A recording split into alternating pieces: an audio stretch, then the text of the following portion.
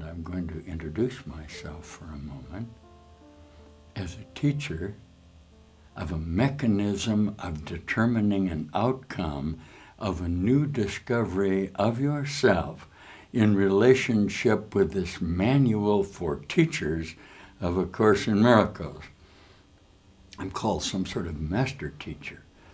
I convey to you the certainty that by a process of self-recognition, I have come to know who I am in this process and will demonstrate to you on a completely individual basis your capacity to recognize with me through this manual for a teacher a new method in which you can observe yourself with a very fundamental admission that the one who is suffering the consequences of his own mind was only you.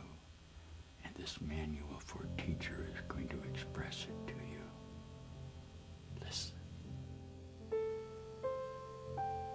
The curriculum you set up is therefore determined exclusively by what you think you are and what you believe the relationship of others is to you.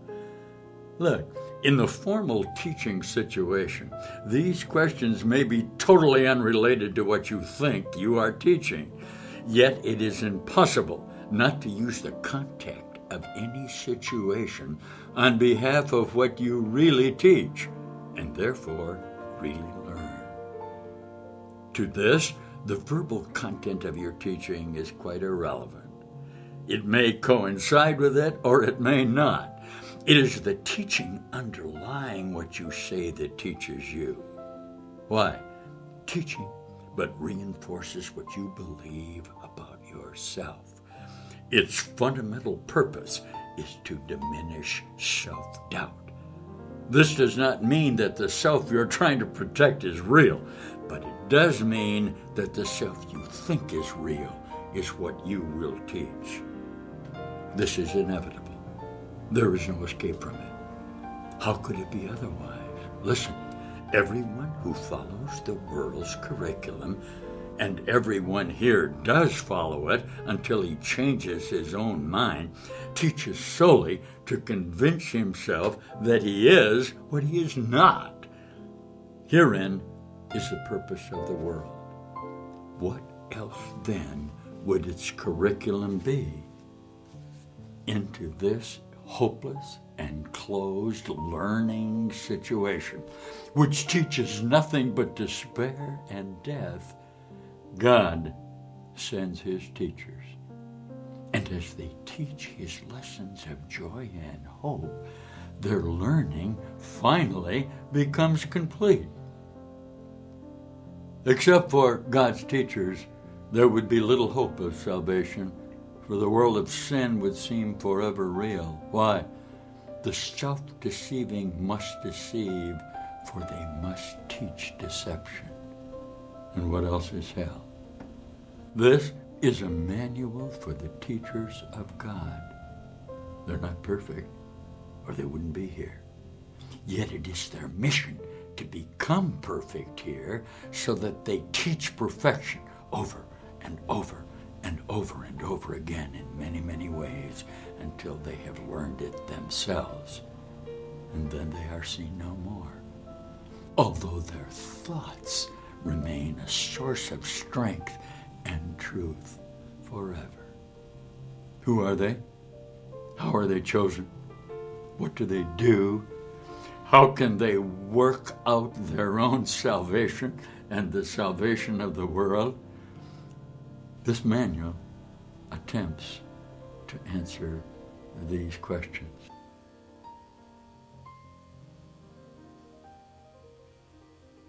And this manual, with you for just a moment, if you're willing to share with me an observation of ideas concerning the practice we want to employ to receive outcomes that are desirous in our own observation of ourselves. In a conflict that we're experiencing within the light formulation of ourself in reflections of the complete illusionary nature that requires a continuing reflection of the increase in the power of our minds to express to ourself, beginning with an inward vision of how we want to see ourselves, the certainty that as what we are going to term in this particular of the Manual for Teachers, an idea that you have committed yourself entirely to the prospect of the possibility of your own self-recognition, without which my attempts to teach you would be futile. We're going to share together in this episode of your determination now to begin to teach the manual, the certainty that in this teaching that we recognize a purposeful encounter with each other, watch me now, which will be a purple and purposeful encounter with each other in this perspective.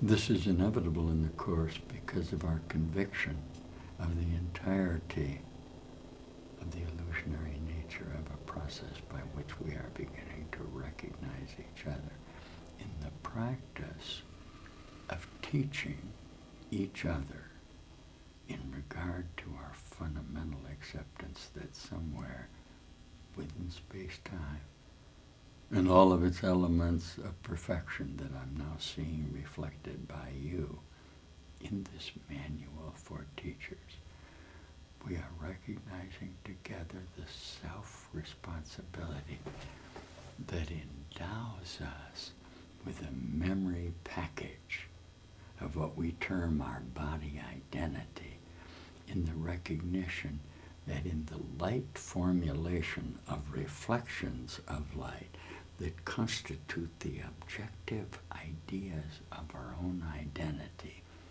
we begin to recognize myself. I am somewhere within a fundamental admission, if you're watching this video now with me, within the prospects of the idea of the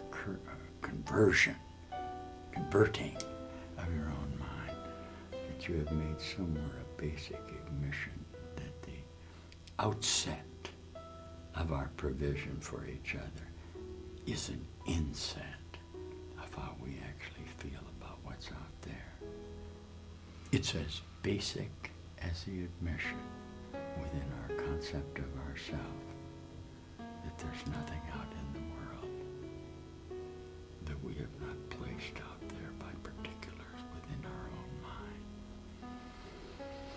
So that perhaps you're going to be able to see with me now that in that moment of the increase in the power of the frequency of your own mind, you became less defensive of the idea of the dark energy form that constituted your idea about yourself by the simple admission that the power with which you are endowed in this statement of the relative association we have with each other is nothing but a moment in the matrix of light energy formulation that constitutes in my own mind, my own self-realization.